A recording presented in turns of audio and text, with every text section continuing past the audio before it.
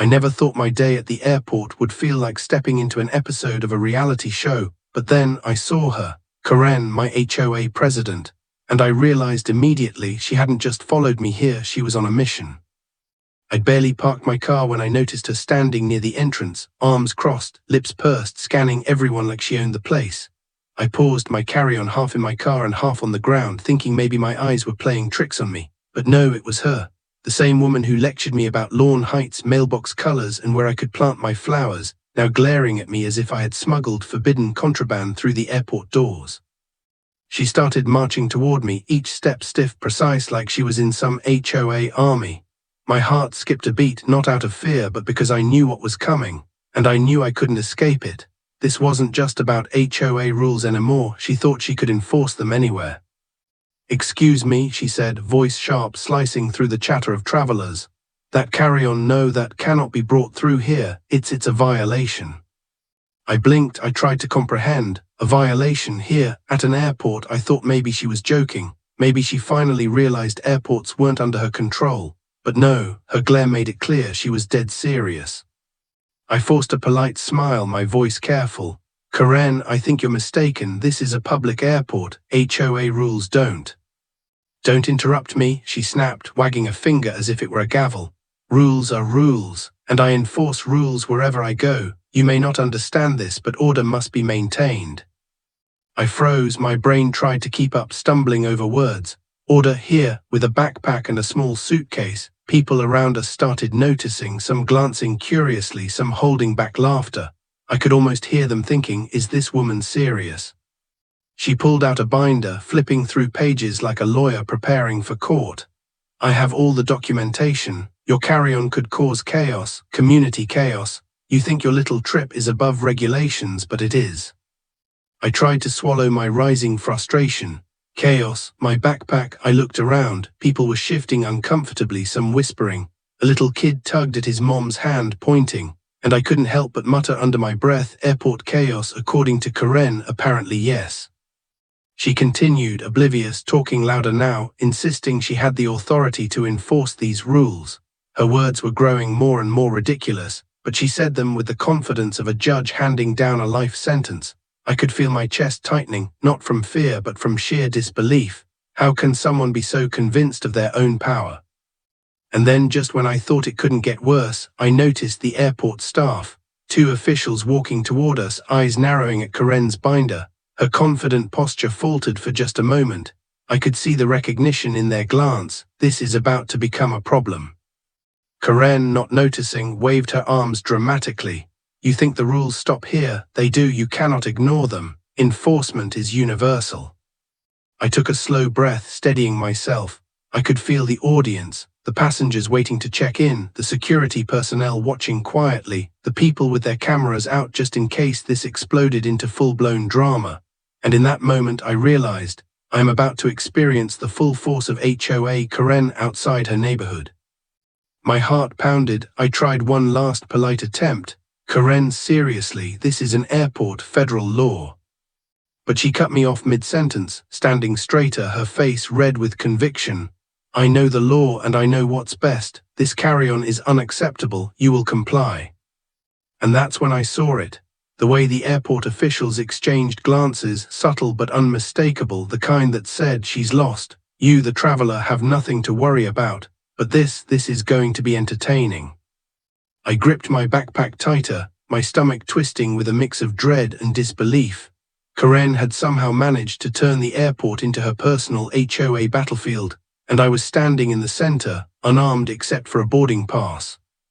I swallowed, preparing myself for what was coming next. "All right, Karen, let's see just how far you're willing to push the rules." Because whatever happened next, I knew one thing: this wasn't going to end quietly. And if the airport officials had any sense of humor, they were about to enjoy watching her completely implode. The airport officials approached slowly, their expressions polite but firm, like they'd seen this kind of chaos before but weren't willing to tolerate it.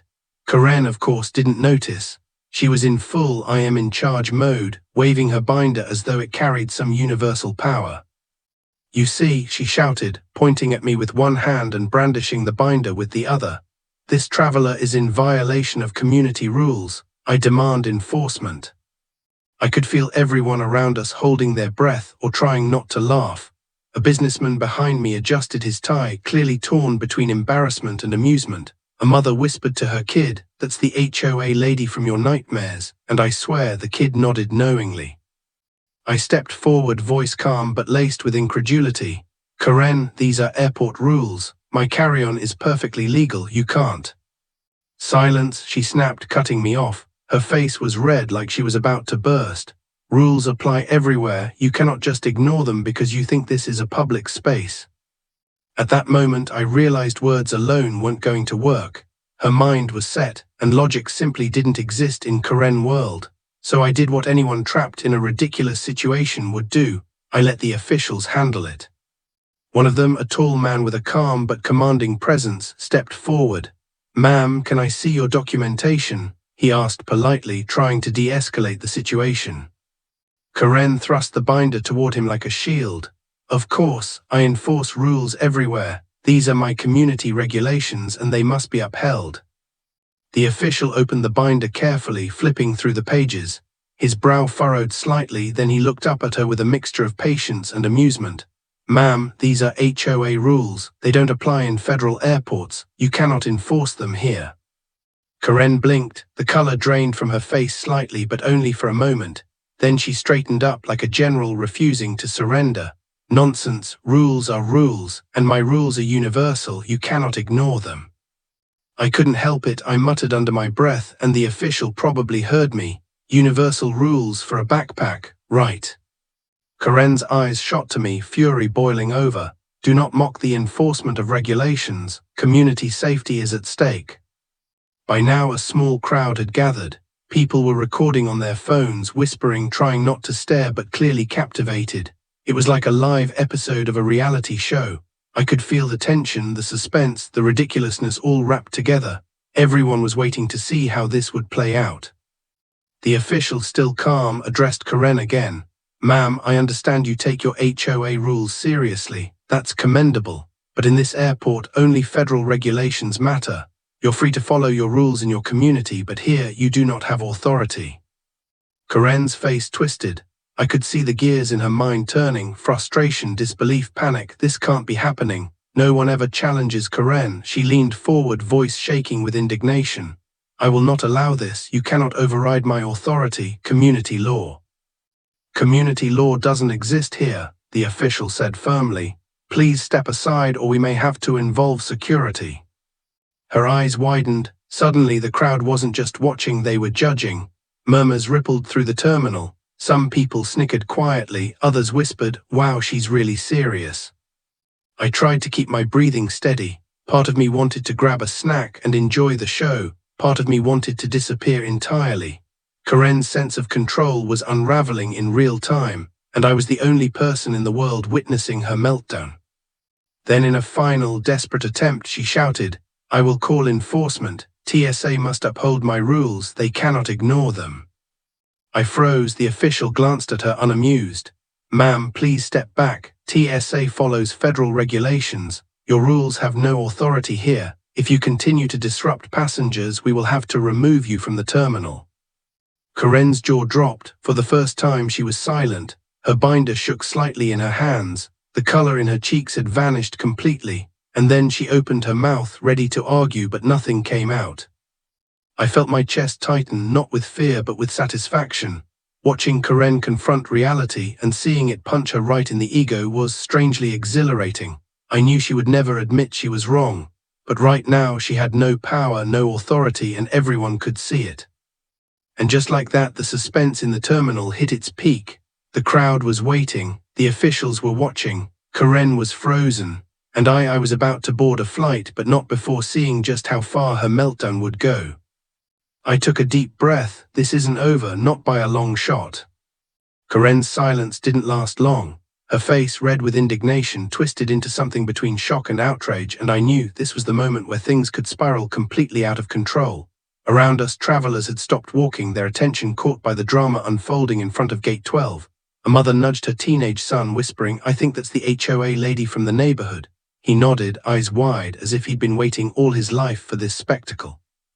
The airport official cleared his throat, trying to maintain calm authority. "Ma'am, we've reviewed your documentation. Unfortunately, these are HOA rules. They do not apply in this airport and you cannot enforce them here."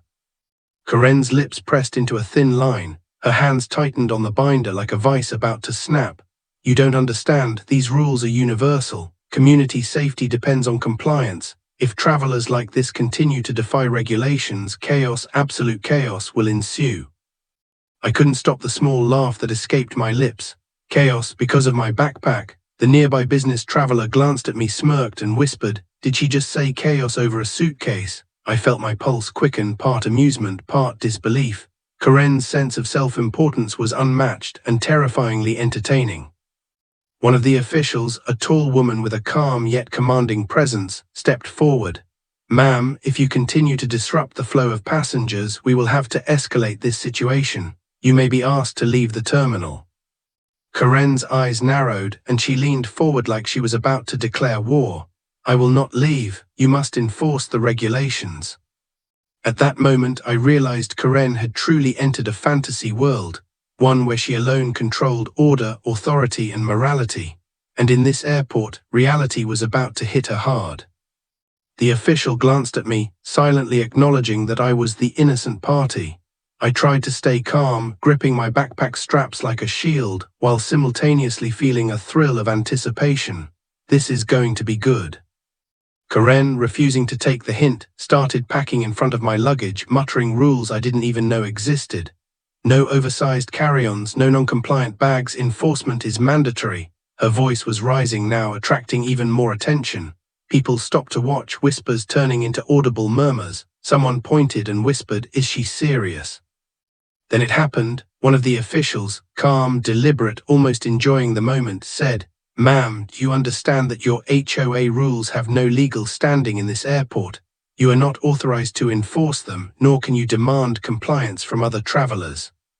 Karen froze, her mouth opening and closing like a fish out of water. For the first time, she had no rebuttal. She looked around and the reality finally began to hit her. The crowd was watching, the officials weren't intimidated, and I was standing there calm, while her empire of control crumbled in real time. I could feel the tension in the air. Everyone was waiting. Karen's binder trembled in her hands. She opened her mouth, but nothing came out. The words she had rehearsed in her mind, the arguments she had meticulously prepared, were useless here. She realized painfully that her authority ended at the edge of her neighborhood. A small cheer rose from a group of passengers who had been watching silently. One woman whispered to her friend, "Finally, someone told her she's not in charge of the world." I almost smiled. I wanted to savor the moment, but I stayed careful. Karen was unpredictable when cornered. Karen's eyes darted back to me, burning with frustration. "This isn't over. You think rules don't matter, but I will." Before she could finish, another official stepped forward. "Ma'am, if you continue to argue, we will have to remove you from the terminal for disrupting passengers." Her face went pale. I could see the panic settling in, the first cracks in her armor of self-importance. She clutched the binder to her chest as if it were a life raft. For a moment I felt almost sorry for her, but only for a second. Her ego had brought her here, and now reality was serving payback. I took a slow, steadying breath, trying to keep my cool. The crowd was silent, waiting to see what she would do next. And in that silence I realized the full power of the moment. Karen, who ruled over our neighborhood like a tyrant, had just met a world where her rules were meaningless. And she hated it. Her next move would determine whether this scene would end quietly or escalate into full chaos. I gripped my backpack tighter, feeling my heart pound with anticipation. This isn't just an airport drama, it's a showdown, and Karen is running out of excuses. Then with a dramatic inhale, she straightened her back, looked at the officials and declared, well, I'm not sure she knew what she was going to declare yet. But I knew one thing, the terminal was her battlefield and her meltdown had only just begun. Karen stood frozen for a moment, gripping her binder like it was a lifeline. I could see her brain spinning, desperately trying to find a loophole, a rule, anything to regain control. But the reality was hitting her hard. The airport was not her cul-de-sac. The rules she worshipped here held no power, no weight, no authority. And for the first time, she was powerless. The officials exchanged quiet glances, and I felt a wave of relief wash over me. Finally, someone outside my neighborhood was taking charge. I could almost hear the unspoken thought passing between them. This woman has lost touch with reality.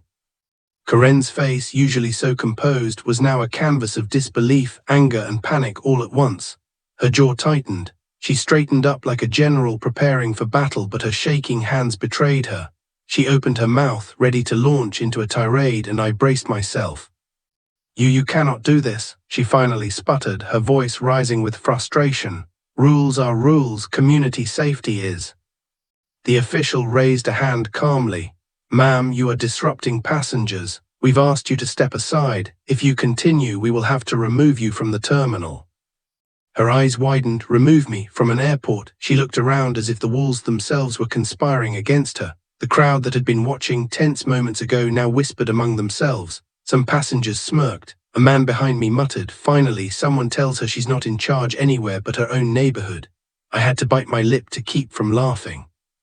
Karen's voice became shrill. I enforce these rules everywhere. You don't understand." The official interrupted firmly. "Ma'am, federal regulations override any HOA rules. You cannot enforce your community laws here. You have no authority in this airport. You need to comply or leave." Karen froze, her mouth opened, closed, then opened again. It was like watching someone trying to recite a speech from memory and realizing they'd completely blanked. The binder shook in her hands. I could feel her panic radiating, and for the first time the usually untouchable HOA Karen seemed human, flawed, frustrated, powerless. I swallowed, trying to steady my own nerves.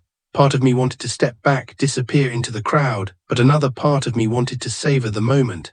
Karen, who had ruled over our neighborhood with an iron fist, was finally confronted with reality, and the result was glorious. She started packing in front of my luggage now, her voice rising. This is unacceptable. You are letting chaos reign. Enforcement is mandatory." The crowd shifted uneasily. Some passengers raised their eyebrows, exchanging looks that clearly said, "Is she for real?" I could see a young woman with headphones recording the scene on her phone, probably thinking this was going viral material. I had to fight the urge to wave at her like, "Yes, please capture this." Another official stepped closer, calm but authoritative. "Ma'am, we've asked you to comply with airport regulations. Your rules are not enforceable here. This is your final warning." Karen's lips trembled. Her eyes darted around, wild, searching for some way to regain control. And then I saw it, the tiniest flicker of doubt. Maybe, just maybe, she realized that outside her neighborhood she was irrelevant. She opened her mouth, but no words came out. I could see the crowd sensing it too, the shift from fury to confusion, the sudden loss of confidence that comes when someone realizes they've overstepped and the world isn't bending to their will. I felt my own chest tighten, a mix of relief and disbelief. Karen, the untouchable HOA tyrant, frozen and powerless in a place she could not control. And yet she wasn't done. I knew that glint in her eye, the spark of stubbornness that refused to accept defeat. Her next move would determine if this scene ended quietly or erupted into chaos. The officials were patient, but there was only so much tolerance in the air, and I, standing with my backpack at my feet, felt like I was watching a storm about to break. For the first time I understood something. Karen was so used to ruling her little world, she had never faced someone or something that didn't obey her. And now she had. The suspense was unbearable. The entire terminal seemed to hold its breath, waiting to see what would happen next. I adjusted my grip on my carry-on, my heart pounding. Karen's meltdown was escalating, and I had front-row seats. And I knew the chaos had only just begun. Karen's eyes narrowed as if I had personally committed a crime against humanity. Her chest heaved with indignation, and I could see the panic creeping in, but she refused to back down. Not when her ego was on the line, not when she believed she had the moral authority to control everything. "I will not stand here and be ignored," she shouted, pointing wildly at me, then at the officials.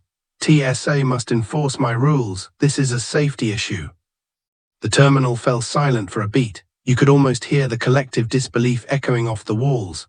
TSA enforce HOA rules. The idea was so absurd I thought my brain would short-circuit. Travelers stopped mid-step, phones poised for recording, mouths hanging open. Even the kids in the terminal seemed confused, whispering to their parents, "Is she for real?" I tried to step back, my hands gripping my backpack straps like armor. My pulse raced. Part of me wanted to run, part of me wanted to stay and watch. This was theater at its finest. Karen, the all-powerful HOA tyrant, was finally colliding with a world she couldn't control. A TSA officer approached, tall and unflappable, with the kind of calm authority that only comes from dealing with hundreds of stressful situations a day. He looked down at Karen and tilted his head, as if to ask, "Are you joking?" "Ma'am," the officer said evenly, "TSA enforces federal regulations. We do not enforce private community rules. You cannot require travelers to follow HOA rules in this terminal." Karen's jaw dropped. She blinked rapidly as if the words didn't register. You're saying you don't enforce rules? That can't be true." I couldn't help the laugh that escaped me, quiet but audible enough for a few nearby passengers to glance at me. She looked at me, fire in her eyes, and shouted, "This traveler is violating regulations. You must enforce." The TSA officer raised a hand, interrupting her, his voice steady but firm. "Ma'am, I'm going to ask you one more time. Step aside or leave the terminal. Your rules have no authority here, and if you continue, you will be escorted out." Her face twisted with frustration. Her binder shook violently in her hands. It was like watching someone trying to hold together a crumbling empire, and for the first time she was facing a wall she could not bulldoze through with ego alone. The crowd that had gathered murmured quietly. Some passengers smirked, others whispered, "This is insane." I could feel the collective anticipation building. Everyone knew the next few seconds would determine whether Karen finally realized she had no power or if she would push the chaos to a breaking point. Karen's voice grew louder, more desperate. "No, this is about safety, community safety. Enforcement is mandatory. You cannot." The official and the TSA officer exchanged a glance. I could almost hear them thinking, "Brace yourself, she's going full meltdown mode." Then, without warning, she stomped her foot and shouted, "I will call security. I will call the airport manager. You will see. You cannot ignore me." It was like watching a cartoon character inflate with rage. Her face turned red, her hands waving, her binder flailing as if it could magically make the rules obeyed. Travelers were leaning forward, phones out, recording every ridiculous second. I felt my chest tighten, a mix of disbelief and amusement. She's really doing this. Right here, right now. The TSA officer sighed, calm but firm, and said, "Ma'am, if you continue to disrupt passengers, you will be removed. This is your final warning." Her eyes darted around frantically. She seemed to realize, finally, that she wasn't in charge, that her binder, her rules, her sense of moral superiority all meant nothing here. For a fleeting moment, I thought she might actually pause, take a breath, and let reality sink in.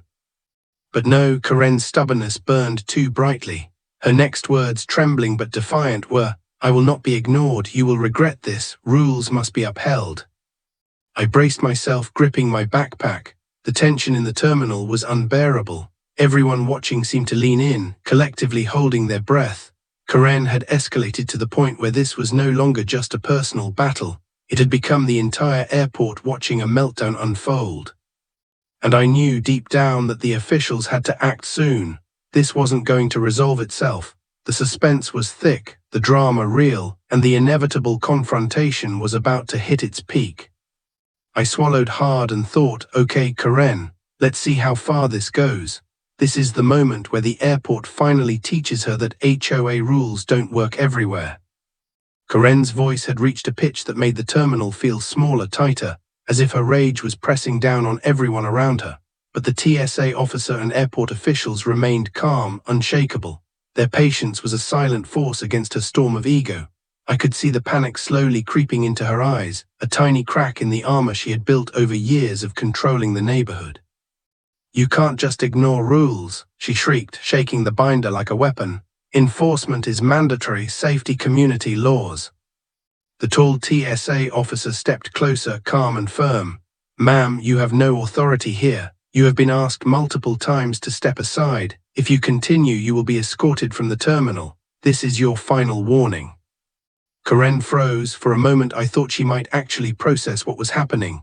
But then, as if realizing that the entire terminal was watching, her defiance returned, shaky but still there. "I am not leaving, I..." Before she could finish, another official, this one with a clipboard, moved in. "Ma'am, this is your final chance. If you refuse to comply, security will remove you. You are causing a disruption." I watched as her eyes darted frantically between the officials, the crowd, and me. The realization was hitting her like a punch to the gut. She was powerless. Her words, her rules, her sense of superiority, all meaningless outside the tiny bubble of our neighborhood.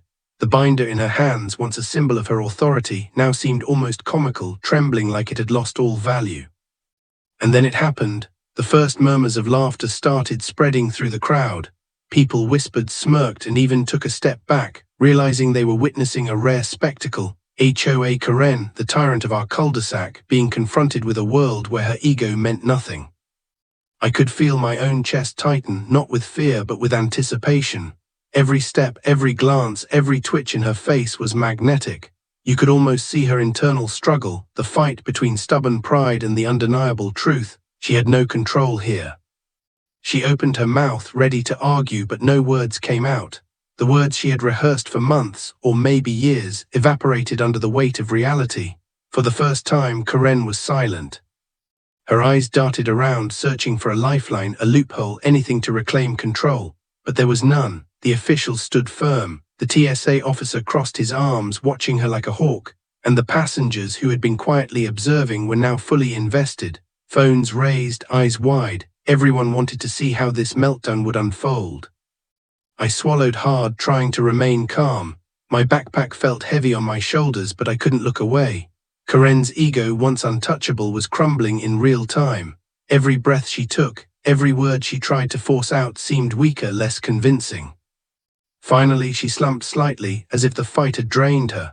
Her voice, once loud and commanding, became a shaky whisper. "I enforce rules everywhere." The airport official shook his head, calm but firm. "Ma'am, not here. You have no authority. Please comply or leave." Karen looked around, realization finally sinking in. The crowd, the officials, even I, everyone was watching her face as the final truth hit. Her power ended at the edge of her neighborhood. Here she was just another passenger, a frustrated woman clutching a binder that held no sway. She let out a long, defeated sigh. Her shoulders slumped. The fire in her eyes dimmed, replaced with a stunned awareness that, for once, she had been bested, not by a lawsuit, not by a neighbor, but by reality itself. I felt a mix of relief and quiet triumph. Watching someone so obsessed with control finally face a situation they couldn't dominate was intoxicating. My heartbeat was steady now, my pulse calm. The tension in the air had shifted. Karen's defeat was clear, absolute, undeniable. The crowd began to disperse slowly, whispers fading. Travelers returned to their routines, phones put away, the terminal returning to its normal rhythm. But I knew this was a story they would talk about long after the moment ended, the day HOA Karen met her match. I tightened my grip on my backpack, smiling to myself. The officials gave her one last warning, but I could tell she knew she had lost. This wasn't humiliation, it was enlightenment in the harshest, most public way possible. And as I finally took a step toward the security checkpoint, I realized something. Sometimes, the universe has a way of reminding even the most stubborn people that the world doesn't revolve around their rules. And sometimes, you get to watch it happen firsthand. By now, the terminal had transformed into a stage. Karen, once the unchallenged tyrant of our neighborhood, was center spotlight, and the audience was every traveler, parent, and airport worker in the vicinity. Her binder, which she had wielded like a scepter, now looked like a fragile shield against reality, shaking in her hands. She took a shaky breath, glanced around, and finally realized everyone was watching. The whispers, the murmurs, the faint snickers, none of it was subtle anymore. Her eyes darted from me to the TSA officers, back to the crowd. And in that moment, her entire world, the one she had built on rules, control, and moral superiority, crumbled like a sandcastle in the tide. This is fair," she sputtered, waving the binder frantically. "You cannot just." A couple of passengers exchanged glances and quietly whispered, "She's losing it." Another man smirked, muttering, "I didn't even know HOA drama could be this entertaining." I gripped my backpack, trying to stay calm, but I couldn't hide my smile. Watching Karen stumble through a reality she had never faced before was intoxicating. She had ruled over yards, mailboxes, and community gardens, but now, she was powerless, a spectacle for everyone in Terminal 4. The TSA officer stepped forward, calm and unshakable, clearly enjoying the situation. "Ma'am," he said, voice steady, "this is your final warning. Please step aside or leave the terminal immediately. Your binder does not give you authority here." Karen froze, her face flushed crimson, and I could see her trying desperately to salvage some dignity. She straightened, inhaled sharply, and shouted at the top of her lungs, I am protecting safety. Rules are universal." The crowd erupted into quiet chuckles, some trying to hide their amusement, others openly smiling. A young man holding his carry-on whispered to his friend, "She's seriously going full meltdown." The terminal, once filled with the usual monotony of travelers, now had tension, suspense, and comedy all rolled into one absurd scene. Karen's breathing grew heavy. She staggered slightly, clutching the binder to her chest like a lifeline, as if it could shield her from the humiliation surrounding her. Her mouth opened, but no words came out. She was trapped, her ego, her authority, her identity all crashing against a wall she could not break. I could feel my pulse racing. Every fiber of my being wanted to step back, but at the same time I was riveted. This was the moment where Karen's world collided with the real one, and she had no idea how to cope. Another official moved closer, gently but firmly. "Ma'am, you have disrupted passengers long enough. Please comply or we will escort you from the terminal." Her gaze flicked to the exit, realization dawning. She was powerless. For the first time, the tyrant who had ruled our neighborhood with a binder and a sharp tongue was being confronted with something she could not control, the eyes of hundreds of witnesses. She opened her mouth again, voice quivering, "I enforce." And then, as if her ego finally admitted defeat, she let out a long, shaky sigh. The fire in her eyes dimmed. Her binder drooped in her hands. She had no argument left, no fight left, no authority left. The crowd watched silently, some relieved, some amused, all captivated. Karen's meltdown was no longer just a personal spectacle. It was a public display of someone being humbled by reality. And I, standing a few feet away with my backpack, felt a mixture of relief, triumph, and sheer disbelief. Finally, the TSA officer gestured toward the exit. Karen hesitated, took one last look around, and slowly, reluctantly began walking toward the door. Her stride was stiff, her head high in defiance, but her aura had shifted. She was defeated, humbled, and the crowd had witnessed it all. As she exited, I could hear faint murmurs from passengers. "Wow, that was something else. I can't believe she thought HOA rules applied here. She'll never live this down."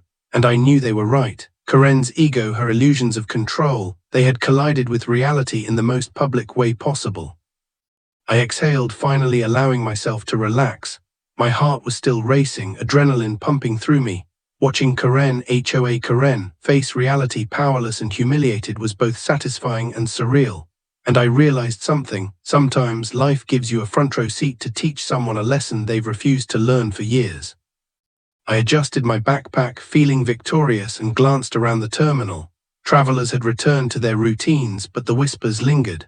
The story of HOA Karen versus the airport was already circulating silently, a tale that would be retold countless times, and somewhere deep down I knew she'd never forget it. Karen's departure left the terminal unusually quiet, as if the chaos she brought had drained the air of energy. Passengers resumed their routines, whispers fading into the usual hum of rolling luggage and announcements over the intercom. But I couldn't stop staring at the empty space she had occupied, thinking about the absurdity of it all. For years, Karen had ruled our neighborhood with an iron fist. Fines for mismatched mailbox flags, complaints about perfectly healthy flowers, lectures on lawn height down to the millimeter. And now, all that power, all that self-importance had been stripped away in one spectacular airport showdown. I slung my backpack over my shoulder and started walking towards security, but not before I glanced at the crowd that had gathered, a mix of amused and bewildered travelers. Some gave me subtle nods of solidarity, others whispered excitedly, likely telling the story to anyone who would listen. I realized then that the universe had a way of turning ego into public theater, and I had front row seats. As I moved toward the checkpoint, I caught a glimpse of Karen in the distance, speaking quietly with one of the officials. Her binder was under her arm, now limp and powerless. Her posture, once rigid with authority, had relaxed, but only because she had no choice. I could see the fire in her eyes still flickering, stubborn and unyielding, but tempered by the sharp lesson of reality. Rules only work where authority is recognized, not where it's imagined. I exhaled and chuckled to myself. It was strangely satisfying, the way life had handed her a moment she couldn't control. I thought about all the HOA meetings I'd endured, all the petty fines and ultimatums, and I realized this wasn't just a victory for me. It was a reminder that self-importance has limits, and sometimes the universe and TSA reminds people of that in spectacular fashion. Walking past the passengers who had witnessed the scene, I felt a subtle energy, like everyone had been part of the same inside joke. Heads turned discreetly, eyes meeting mine with a silent acknowledgement. We saw that. That was incredible. At the security checkpoint, I set my backpack down, feeling lighter than I had in weeks. The officers scanned my bag, but their smiles were quiet, almost conspiratorial, as if they too appreciated the absurdity that had unfolded. One of them gave me a subtle nod, like saying, "You survived HOA Karen in public." I smirked back, thankful for their composure in keeping the situation from completely spiraling. As I picked up my backpack and stepped toward my gate, I couldn't help but reflect on the lessons of the day. Karen had believed rules could be universal, that her authority transcended space and logic. But life, as it often does, had taught her the hard truth. Ego is fragile and the world does not bend to personal whims. And yet there was a strange beauty in the chaos. The spectacle had been dramatic, stressful, and hilarious all at once. I felt a sense of vindication, yes, but also a quiet admiration for how utterly committed she had been to her beliefs, no matter how misplaced. Some people might never learn humility, some people needed an airport to teach them. I sat down near my gate, boarding pass in hand, backpack resting against my legs, and smiled. The terminal returned to its normal rhythm, but the story lingered, a memory etched in every person who had witnessed it. Karen had been humbled, my sanity intact, and the absurdity of her ego laid bare for all to see. As my flight was called, I gathered my things, took one last look toward the gate where she had stood, and whispered to myself, "Sometimes reality has a way of humbling the unstoppable, and sometimes you just get to watch it happen." The plane doors closed behind me, and I leaned back in my seat, heart still racing but calm, thinking of the story I would retell for years. Travelers may have witnessed a meltdown, but I had learned something deeper.